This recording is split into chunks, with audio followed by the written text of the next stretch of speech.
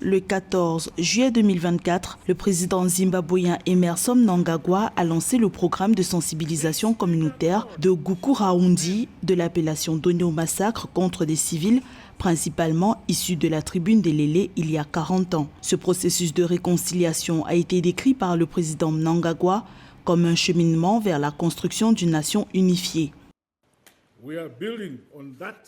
Nous construisons sur cette fondation et cimentons notre unité afin de nous protéger contre la jalousie.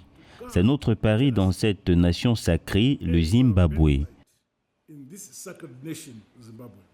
Environ 20 000 individus qualifiés d'opposants au régime de l'ancien président Robert Mugabe avaient été tués lors d'opérations de répression dans la région du Matabeleland entre 1983 et 1987. Le président Mnangagwa avait été mis en cause alors qu'il était ministre de la Sécurité du pays à l'époque des faits, mais il a toujours nié toute responsabilité dans les violentes répressions.